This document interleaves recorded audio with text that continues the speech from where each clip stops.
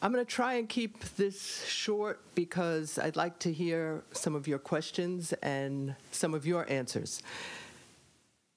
So I want to tell a short story. And the short story actually comes from much of what we've already heard, particularly Ernie, who was there in Little Rock. Turns out that Central High School was not the only all-white high school in Little Rock. In 1957, there were actually 3 high schools serving Little Rock. One of them was new. It was all-white. It was called Hall High School. And then there was the all-black Horace Mann High School. And then, of course, there was Central High School that had been all-white but was going to be, quote-unquote, desegregated.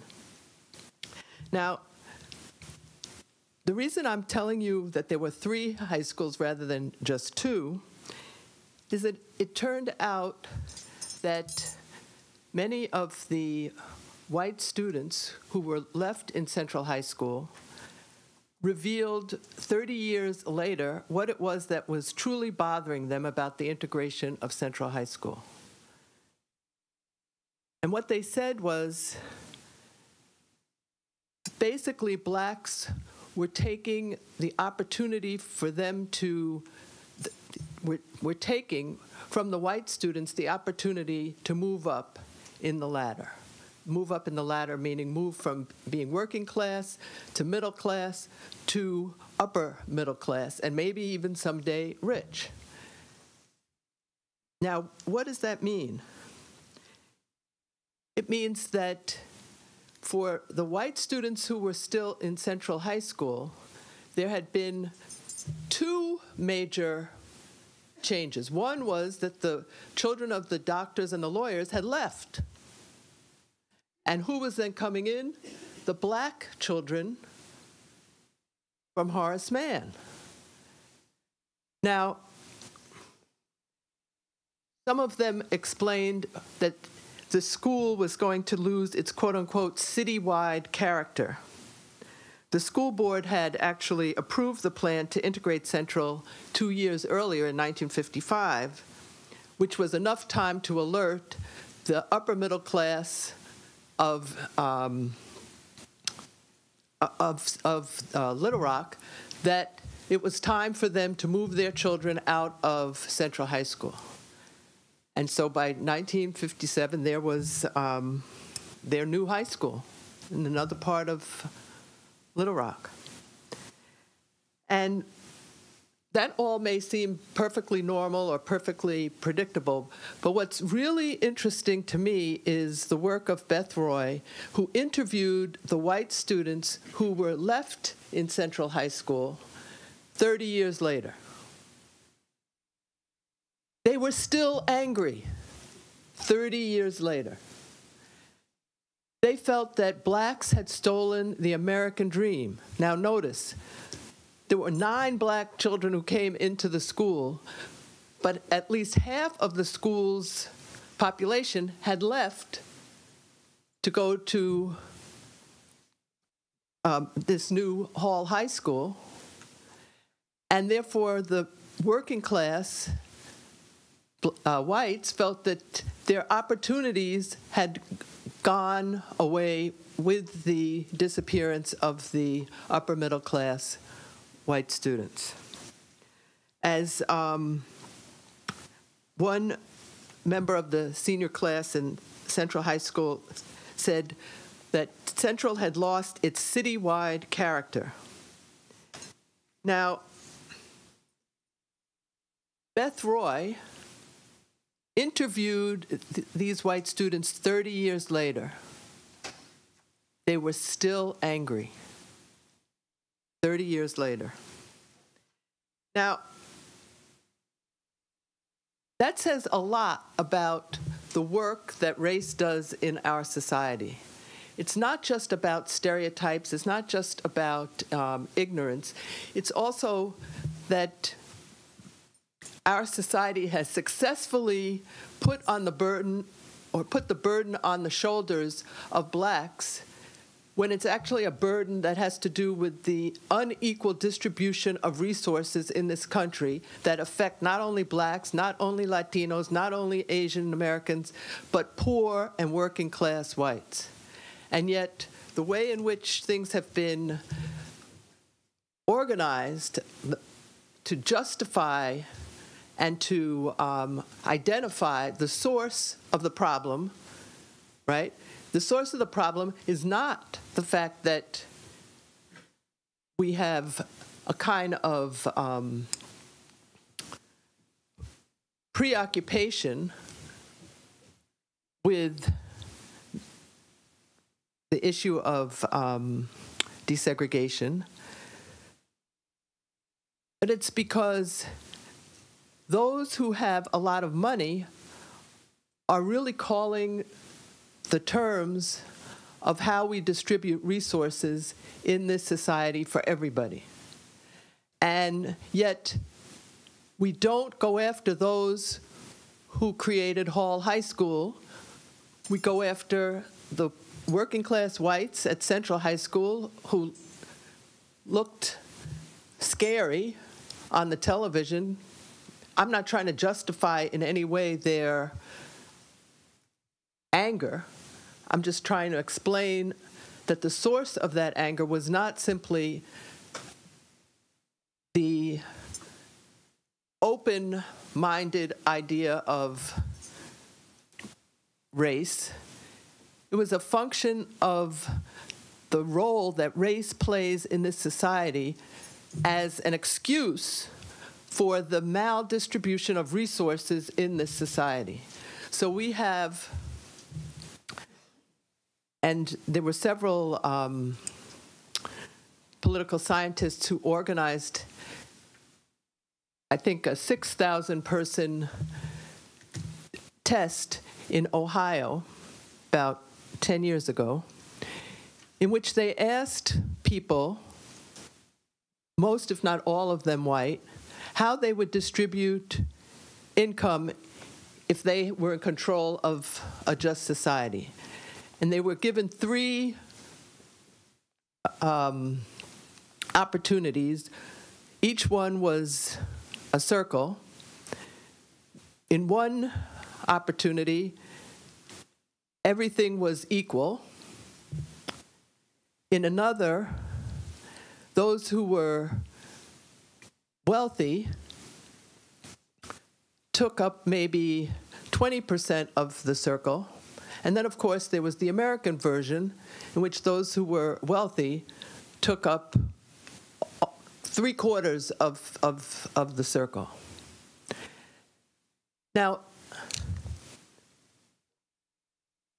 ironically, or at least surprisingly, the 6,000 people chose the Swedish example.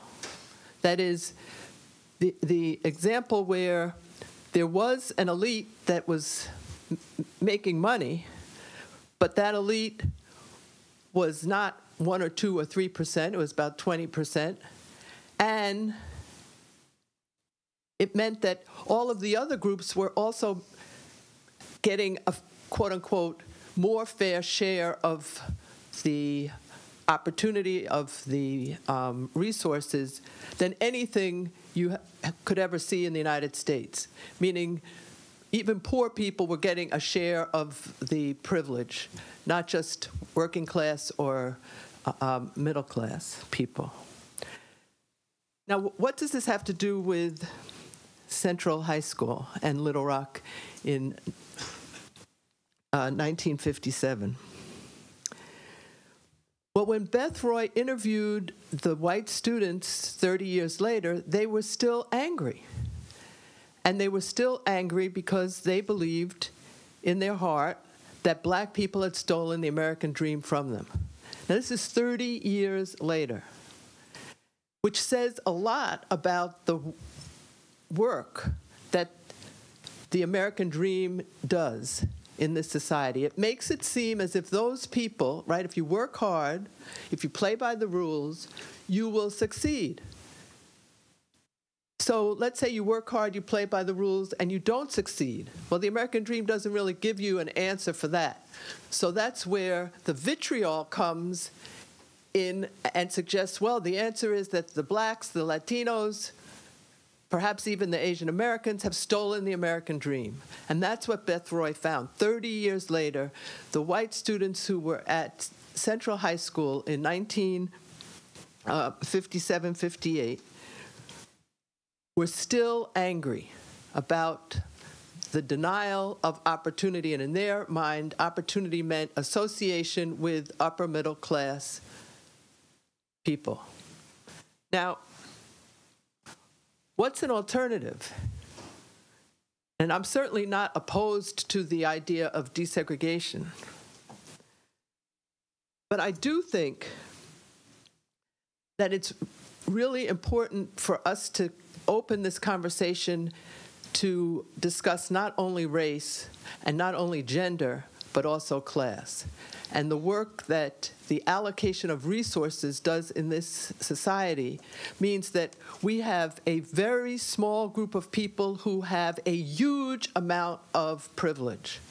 And for whatever reason, we don't challenge that distribution of resources. We admire these people and think, well, if we go to the delicatessen, if we go to the candy store and we get one of those tickets and we win, that we too will become a millionaire. That's the secret, is to go buy some chewing gum and play the lottery, and you're going to somehow become rich.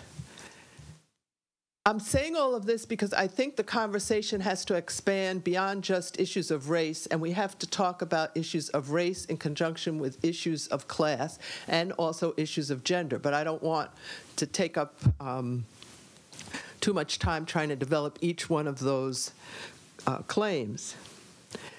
But I do want to suggest that in the context of Central High School, in the context of Little Rock, in the context of President Eisenhower having to send in the troops in order to defend the rights of 9 black kids,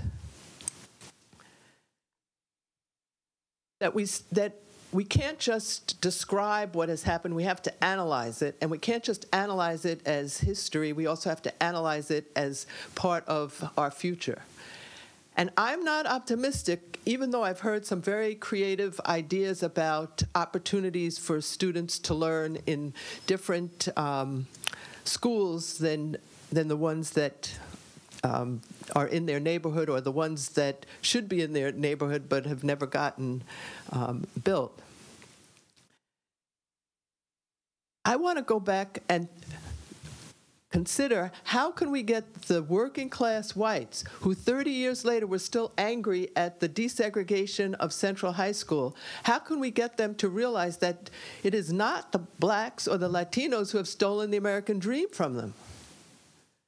In fact, the solution, or at least an important intervention, would be for working class people, whether they are white, black, Latino, Asian, that those people can come together to make demands on the distribution of resources in this society. And that we can't rely, certainly not after the Supreme Court has said that corporations are people and that people who are rich are able to buy elections, and then that's somehow democratic. So there's a lot that has to be, thank you. For those who weren't on my left side, things have to be fixed. Right. And by fixed, that doesn't mean you go to the delicatessen or to the grocery store in order to fix things on the lottery. It means that we have to get together to challenge the distribution of wealth in this society in a way that enables a very small group of people to make decisions on behalf of a very large group of people in a country that we call democracy, and yet the people who are making these decisions have not been elected. They have been given the opportunity to make a lot of money, but they have not been elected in a democratic way. So I want to end by suggesting that we begin to think not just about racial prejudice, but about what I have started calling racial literacy. And racial literacy, and I just want to give you a couple of examples, that racial literacy seeks to decipher the dynamic interplay among race, class, and geography. In contrast to racial liberalism, which is about prejudice and about the psychology of individuals, racial literacy reads race as epiphenomenal. Those most advantaged by the status quo have historically manipulated race to order social, economic, and political relations to their benefit, not to the benefit of the larger society. Then and now, race is used to manufacture both convergences and divergences of interest that track class and geographic divisions. The racialized hierarchies that result reinforce divergences of interest among and between groups with varying social status and privilege, which the ideology of white supremacy converts into rationales for the status quo. Racism normalizes these racialized hierarchies. Racism diverts attention from the unequal distribution of resources and power they perpetuate. Using race as a decoy offers short-term psychological advantages to poor and working-class whites, but it also masks how much poor whites have in common with poor blacks and other people of color. Racial liberalism triumphed in Brown by presenting racism as a departure from the fundamentally sound liberal project of American individualism, equality of opportunity, and upward mobility. But racial liberalism's individualistic and prejudice-centered view of formal equality failed to anticipate multiple interest divergences and helped fuel a white backlash and doomed both integration and the redistribution of resources. Racial literacy, in contrast, requires us to rethink race as an instrument of social, geographic, and economic control of both whites and blacks. Racial literacy offers a more dynamic framework for understanding American racism. And there are three elements to what I'm calling racial literacy. First, racial literacy is contextual rather than universal. It does not assume that either the problem or the solution is one size fits all, nor does it assume that the answer is made evident by thoughtful consideration of expert judgment alone. Racial literacy instead depends upon the engagement between action and thought, between experimentation and feedback, between bottom-up and top-down initiatives. It's about learning rather than knowing. Second, racial literacy emphasizes the relationship between race and power. It acknowledges the importance of individual agency, but refuses to lose sight of institutional and environmental forces that both shape and reflect that agency. It sees little to celebrate when formal equality is claimed within a racialized hierarchy. Although legally enforced separation was identified as a dignitary harm, and the issue being litigated in Brown was ridiculed as a matter of racial prestige by John W. Davis, the attorney for South Carolina in the Brown case, it soon became distorted into an issue of mere separation rather than subjugation. Indeed, it is precisely as a legal abstraction that we are now being asked to honor equality. But things seldom are equal, as W.E.B. Du Bois pointed out in 1935 as he weighed the benefits of segregation and integrated education for blacks. W.E.B. Du Bois concluded that blacks needed education for their minds, not just integration of their bodies. And I quote, "Other things being equal," this is W.E.B. Du Bois, "the mixed school is the broader, more natural basis for the education of all youth. It gives wider contacts, it inspires greater self-confidence, and suppresses the inferiority complex. But other things seldom are equal.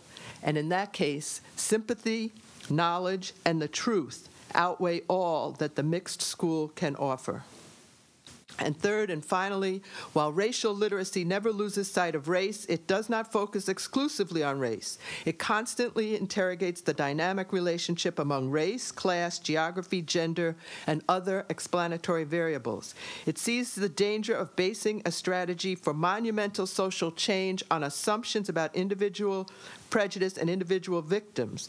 It considers the way psychological interests can mask political and economic interests for poor and working class whites. In other words, this is not just about providing an opportunity for poor and working class blacks to become part of the middle class. It's also an opportunity to give the white students at Central High School a better understanding of what happened to them in Little Rock in the late 1950s. Thank you.